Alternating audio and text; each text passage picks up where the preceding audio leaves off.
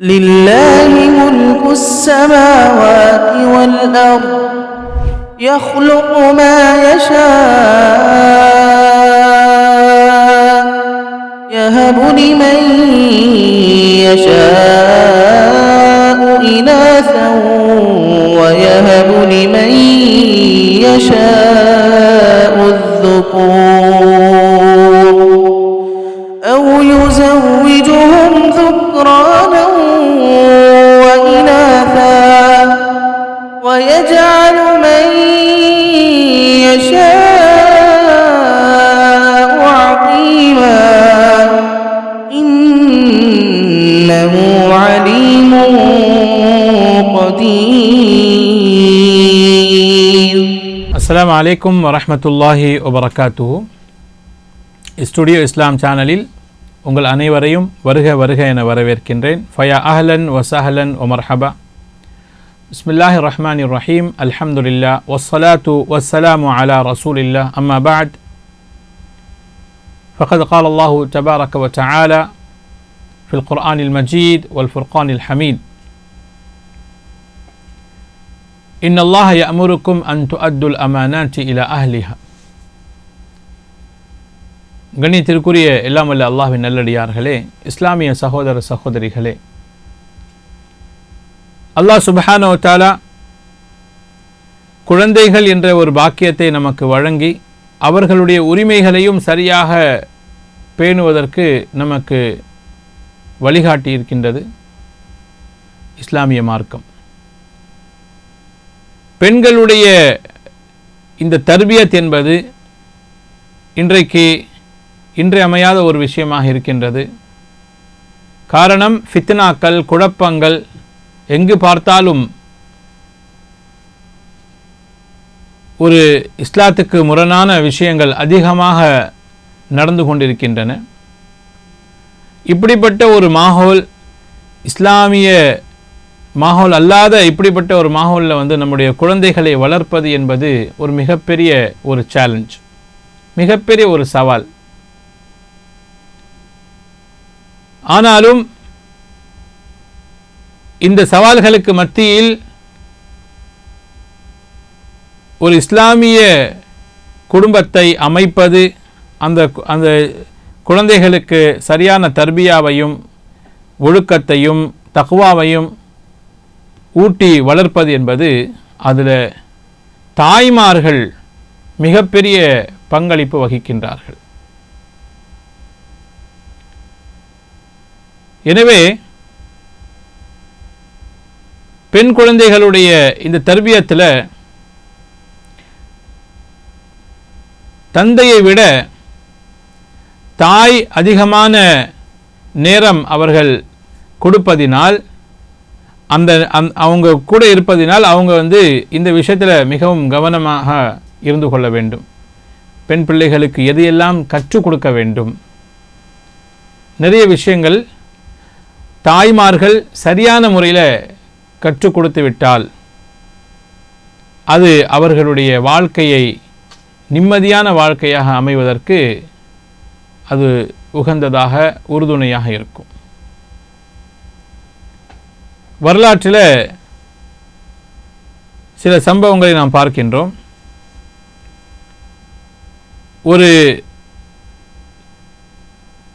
தாபிஇ, தபு தாபிஇ சுஃபியான் இப்னு உயைனா ரஹிமஹுல்லா, சுஃபியான் இப்னு உயைனா ரஹிமஹுல்லா அவர்களுடைய தாய், அவங்க மிகப்பெரிய ஒரு கல்வியாளராகவும் இறையச்சமுள்ள ஒரு பெண்ணாகவும் இருந்தார்கள். தன்னுடைய குழந்தைக்கு நல்ல கல்வியை கற்றுக் கொடுப்பதில் மிகவும் கவனமாக இருந்தார்கள்.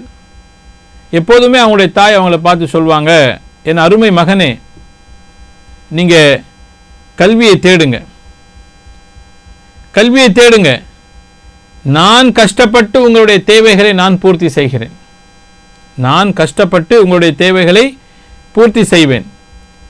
நீங்கள் ஒரு 10 ஹதீஸ்களை எழுதுங்க, எழுதிவிட்டு அந்த ஹதீஸ்கள் உங்களுடைய வாழ்க்கையில் ஏதேனும் ஒரு மாற்றத்தை முன்னேற்றத்தை ஏற்படுத்தியிருக்கின்றதா என்று பாருங்கள்.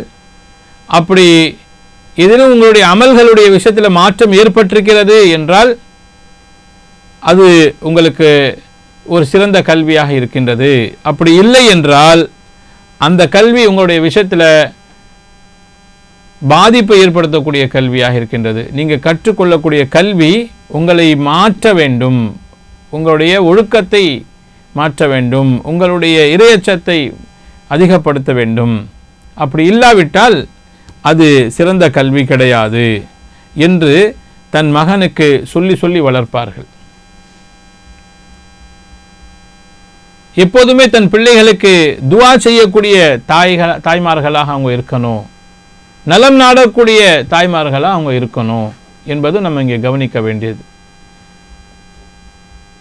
இன்றைக்கு ஷேக் அப்துல் ரஹ்மான் பின் சுதைஸ் ஹஃபிதஹுல்லா, காபத்துல்லாவுடைய தலைமை இமாம், காபத்துல்லாவுடைய தலைமை இமாம், அவரை அறியாதவர் யாருமே இருக்க முடியாது.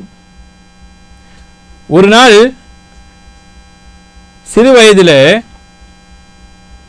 அவங்களுடைய வீட்டுக்கு சில விருந்தினர்கள் வந்திருந்தார்கள். அப்போது வீட்டில் சில உணவுகள் சமைக்கப்பட்டிருந்தன. இவர் மண்ணை எடுத்துட்டு போய் அந்த உணவு தட்டில் போட்டு விட்டார், சாப்பிடக்கூடிய அந்த உணவு தட்டில் போட்டு விட்டார். இது நம்முடைய வீட்டில் நடந்திருந்தால் என்ன செஞ்சிருப்போம்? நம்ம வீட்டு குழந்தை மண் எடுத்துட்டு வந்து நம்முடைய விருந்தினர்கள் சாப்பிடக்கூடிய அந்த உணவு தட்டில் அந்த மண்ணை போட்டுட்டா நாம் அதட்டுவோம், திட்டுவோம், கோவப்படுவோம். அந்த கோவத்தில் நம்ம பல வார்த்தைகளை திட்டிடுவோம், அவங்கள சபிச்சிருவோம். இது மாதிரியாக நடக்கும். ஆனால் அவங்க தாய் சொன்ன வார்த்தை என்ன தெரியுமா? அல்லாஹ் உங்களை காபாவின் இமாமாக ஆக்கட்டும். அந்த கோபத்தில் அந்த நேரத்தில் அவங்களுடைய வாயிலிருந்து வந்த வார்த்தை என்ன தெரியுமா? அல்லாஹ் உங்களை காபாவின் இமாமாக ஆக்கட்டும் என்று.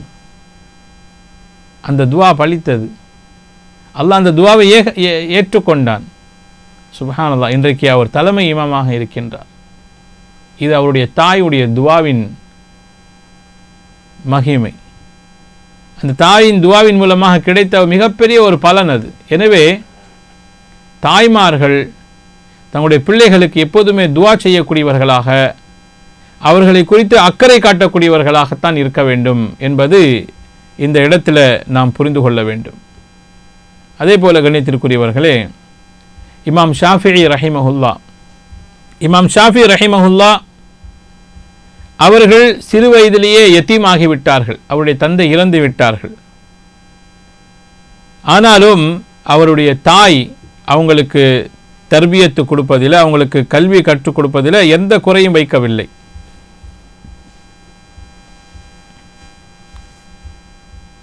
அவர்கள் போய் கஷ்டப்பட்டு சிறுக சிறுக பணத்தை கொண்டு வருவார்கள். தன்னுடைய பிள்ளைக்கு அவருடைய கல்விக்காக காசு கொடுப்பார்கள். அவங்க போய் படிச்சுட்டு வருவாங்க. இமாம் ஷாஃபி ரஹிமஹுல்லா அவர்கள் கூறுகின்றார்கள், நான்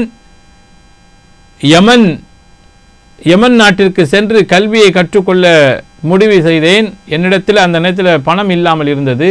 அப்போது என்னுடைய தாய் அவர்களிடம் இருந்த அந்த போர்வையை 16 தீனாருக்கு அடகு வைத்து அந்த காசு கொண்டு எனக்கு கொடுத்தாங்க, நீங்கள் போய் படிச்சுட்டு வாங்கன்னு சொல்லிட்டு. இந்த மாதிரி ஆயிரக்கணக்கான உதாரணங்களை நாம் பார்க்கலாம். தாய்மார்களுடைய அர்ப்பணிப்பு என்பது மிகப்பெரியது. அப்போது பெண் குழந்தைகளை வளர்ப்பதில் தாய்மார்கள் அதிக கவனம் செலுத்த வேண்டும். அவர்களை வாழ்க்கையில் எப்பேற்பட்ட சூழ்நிலையிலும் அவர்கள் எப்படி நடந்து கொள்ள வேண்டும், எந்தெந்த நேரங்களில் அவர்கள் எப்படி அதை ரியாக்ட் செய்ய வேண்டும், மாமனார் மாமியார் வீட்டுக்கு போகிறாங்க, அவங்க எப்படி அங்கே நடந்து கொள்ள வேண்டும், இது எல்லாமே சொல்லிக் கொடுக்க வேண்டிய கடமை தந்தையை விட தாய்க்கு அதிகமாக இருக்கின்றது. தாய்மார்கள் அந்த பெண் பிள்ளைகளுக்கு நல்ல விஷயங்களை கற்றுக் கொடுக்கணும். இன்றைக்கு பிரச்சனை என்னவென்றால், அதிகமான தலாகுடைய பிரச்சனைகளை நீங்கள் பார்க்கும்போது அதில் யாருடைய இன்வால்மெண்ட் அதிகமாக இருக்குதுன்னு சொன்னால் அந்த பெண்ணுடைய தாயுடைய இன்வால்மெண்ட் தான் அதிகமாக இருக்குது. நிறைய கணவன்மார்கள் சொல்வது என்ன தெரியுமா, நாங்கள் சந்தோஷமாக தான் இருப்போம், இவங்க தாய் தான் வந்து ஏதாவது பேசுவாங்க, அதுக்கப்புறம் தான் பிரச்சனை உண்டாகும். இந்த மாதிரியும் சில பேர் இருக்காங்க. அப்படி இருக்கக்கூடாது. அவங்கள கொஞ்சம் வந்து விட்டுறணும்.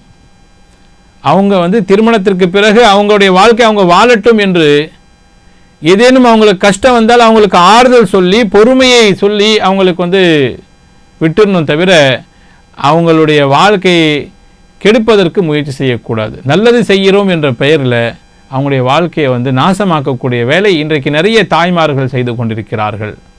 எனவே இந்த விஷயங்களை தாய்மார்கள் சரியாக புரிந்து செயல்பட வேண்டும். அல்லாஹ் சுப்ஹானஹு வ தஆலா நம் அனைவருக்கும் அல்லாஹுக்கு பயந்து நடக்கக்கூடியவர்களாக, அடுத்தவருடைய உரிமைகளை பேணி நடக்கக்கூடியவர்களாக ஆக்கி அருள் புரிவானாக. ஆமீன். வஸ்ஸலாமு அலைக்கும் வரஹ்மத்துல்லாஹி வபரகாத்துஹு.